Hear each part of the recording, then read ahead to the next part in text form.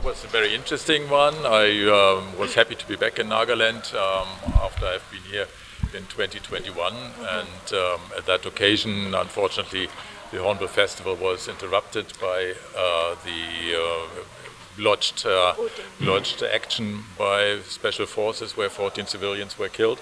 So I was happy to be back and connect again with the Nagas. So this time the business-to-business meet seemed a little not focused on, and especially it was more of a cultural extravaganza, as we have seen all over social media. That's what people are saying. So do you think that is true, that it was more of a cultural extravaganza and event than a business-to-business meet? Well, Nagaland has certainly, as a state of festivals, to offer so many varieties in culture that we were happy to see all those.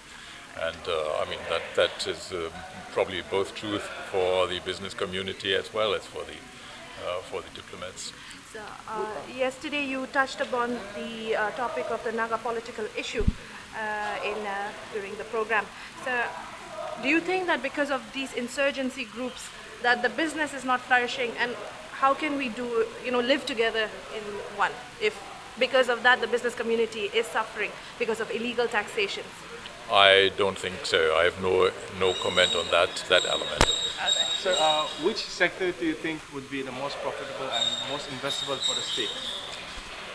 For the states or for businesses? For the business. Well, I think tourism has a great potential. It was great stay, and I had a good word with your Honorable Chief Minister. We also have ensured him that we would be investing back. We are into healthcare and also entertainment, two different companies I own. We want to hire one of the bands that performed for us very first day in our next movie. So, very excited to see such a hidden talent. Beautiful singers you have, beautiful actors you have, and such a beautiful flow of event which was there in Kohima, right from landing to Dimapur and going to Kohima and back. Everything has been very picture perfect. So, yeah, please. So this was a business meet. Yes. Yes. So, but then we are talking about more of a cultural extravaganza that went on for 2 days. So, do you think that they missed out a bit on having a one-on-one business meet? No, I would not say so, because in the 3 days where you have to come and go back, I don't think any state can do better than what they did, and so I'm very happy to say that it was a perfect mix of cultural and business both. Because yesterday night the CM himself was there with us for 3 hours and ensured that whatever you have to do in terms of the business with the state, you can do it. So that was a very good one, I would say. Thank you. Well, I'm Mahesh Saharia. I'm Honorary Consul of the Republic of Indonesia at Calcutta. We had a wonderful experience of B20 meeting at Kohima. We are thankful to Government of India, Government of Nagaland and the CII for organizing it so wonderfully, meaningfully, with a lot of interest created on the progress made in the state of Nagaland and the potentials of Nagaland and the various programs that the government of Nagaland has. We had an excellent exposition, and I perhaps speak on behalf of all the delegates from abroad as well as in India, that we had a wonderful experience of cultural exposition of Nagaland, both in terms of cultural evening as well as in terms of being able to see the mini show. And there has been some very successful outcome also, as few of the countries have shown interest and have shown interest in terms of cooperating and working out with state government of Nagaland and the enterprises of Nagaland in various fields. So some of which will be available to you. Thank you. Thank you. Deal with inter-Russian relations, and the government of Nagaland has been really supportive into developing new opportunities for the youth of Nagaland. B20 has been a significant boost to the people who are willing to set up industries as well as attracting investments. I believe that such attempts will bring prosperity for sure, and we are moving steadily. The central government is also focusing upon developing new opportunities in the north and east region, which were in early times wasn't that much developed, and we are also having great focus on to connectivity as well as logistics, as well as completing the whole infrastructure and all of the supporting elements which were in previous times which were not available easily, or maybe not available at all. So I think that the future of the people of Nagaland would be really prosperous, and we are continuing to do our best to bring prosperity in the region. Thank you. Work with the governments, work with the government of Nagaland in developing in agri-business sectors, because we found a lot of potential to develop, encourage the small agri-entrepreneurs to connect with the markets. So what you need is an infrastructure, a proper infrastructure, cold chain facilities and market linked infrastructure. So it's necessary. That's what we found. We had a very good discussions during our meeting with the various departments from agriculture, from the industry promotion board, as well as we got an opportunity. I got an opportunity to personally interact with the Chief Minister, Honorable Chief Minister. So the whole purpose of our visit and during our stay here for more than 2 days was very protective, very useful, and I look forward to work with the government of Nagaland, in coming days. So the G20 has given a good platform, and I look forward to work with the government of Nagaland, and which is going to be very important for us. I am Dr. Uttam Singhal from TWI Group of Company, an Indian Council of Business Chamber, Georgia. Okay. So how was your whole experience this last 2 days in Nagaland? It was a great hospitality, and all people of Nagaland have a very charming nature. So are you interested in investing in any sector over here? What We sectors already- are you looking at? We already signed the MOU In what sector? in healthcare sector, Alright. and we are discussing about 4 or 5 sectors like carbon credits, logistic park, this tourism. We are under discussion, and maybe next month we'll make some good news. What kind of amount are we looking at to invest in the state, sir? I can't disclose right now, Right. but yesterday one MOU we signed off around 10 crores. 10 crores Yeah. MOU in the health sector? Yeah. Alright. Do you think that this trip was more of a cultural extravaganza than a one-on-one business meet? It's a combination of both, Alright. and it's a great trip. Alright. It was nice, the culture, the music and the food was a blast. Ma'am, where are you from? I'm actually from the US, US, and then you are representing which organization? Kaleidoscope Business Project LLC, And what sector are you looking at to invest in Nagaland? agriculture, Agriculture? yes. And is there any idea in your mind now where to invest? Is there anything happening? Any fruitful project that you and your organization would like to come and penetrate into Nagaland?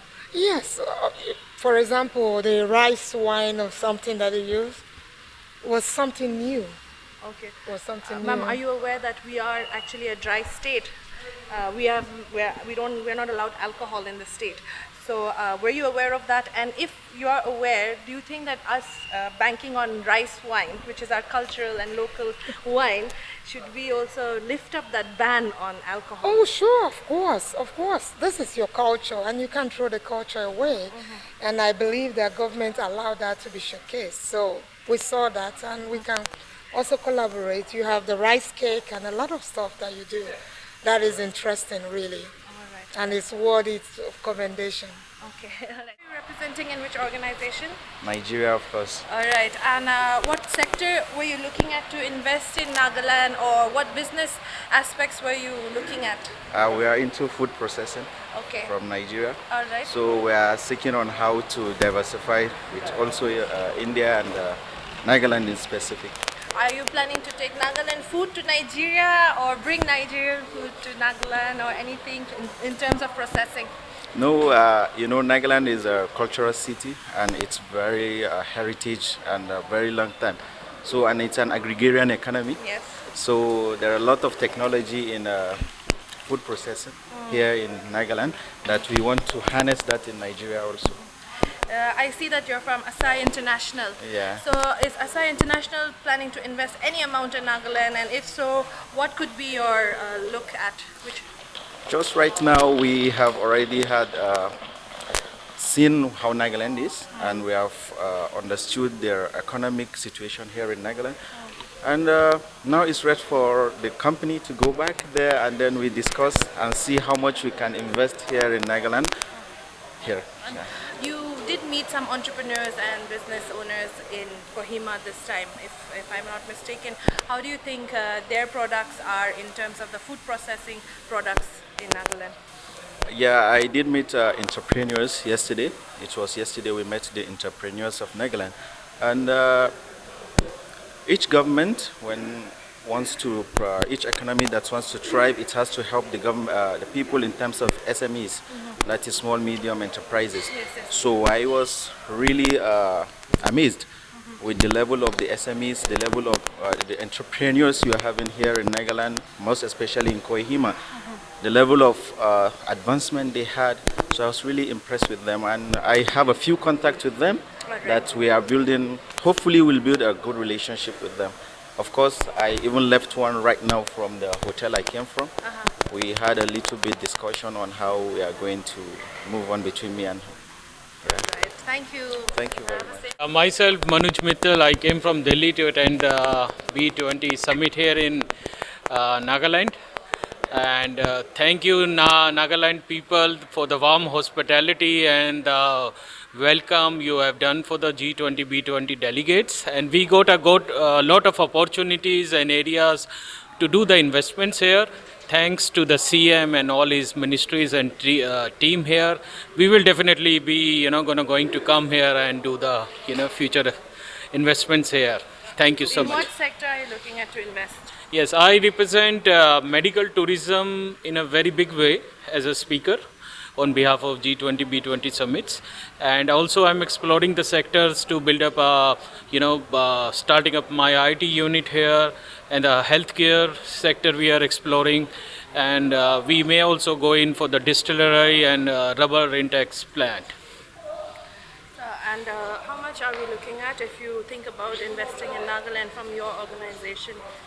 See, that all depends upon, the ministry's support as well as the infrastructure availability. Our team is going to visit here once again, and we will do the evaluation, but it all depends upon the infrastructure availability. And this was a short tour to explore and having a fair idea. But yes, we are very much convinced, and my team is going to come here. I'm Hemendra Chauhan, representing Invest India and DPIIT.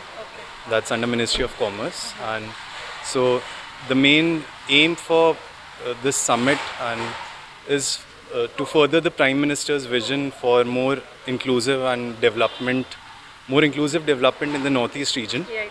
So as part of all the initiatives that the Prime Minister is doing for infrastructure development, developing industries, developing the agriculture sector, we hope the summit brings more and more investors to the state. So that's what these 3 days have been all about. So we've seen a lot of investor confidence, a lot of people showing interest in the industries. We've taken their contact details and we've made them sign all interest documents. Right. And then we'll be following up with them to see the actual investments that happen on the ground. So that's what we want. Investment might occur and come through, but then what about the infrastructure needed to make sure that these investments are being utilized in the right way for the right businesses and to the right entrepreneurs? Yeah, so that's what this is all about. I mean, even the central government, we've been working on a lot of infrastructure development. So roads, rail connectivity, airport, telecom connectivity. So we hope all of this propels that. And these things, of course, they take time to materialize on the ground. But this is our aim. This is what we are hoping, that it kickstarts a process where we see more and more investment, more and more employment generation. Right. And the local people, they get empowered through industries, agriculture is a major sector, but food processing will create a lot of jobs, and hopefully on ground we can empower villagers, self-help group, farmer producer organizations to connect them to the market, empower them more and more. My stay in Nagaland was wonderful. I have met incredible, amazing and beautiful people, and you have to be very proud of your culture and your heritage here in India. I enjoy a lot the views. Very nice state, and of course looking back for opportunities to cooperate between my country and Nagaland. And Yes. which sectors are you thinking of investing? Well, I think Nagaland has a very strong potential in everything that is agriculture. My country is an agricultural country too, but there are some products that can be exchanged, and especially millets. I think there is a good opportunity there, and also in cultural and tribal exchange of best practices. We have a lot of tribal groups, so also that can be very enriching.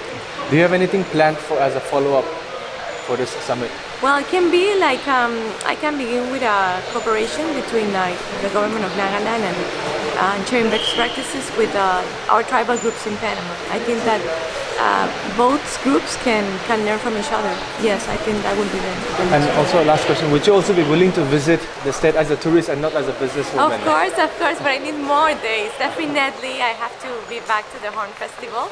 I think it will be more amazing and incredible in December. So I'm looking forward to come back and enjoy that. Thank you very much.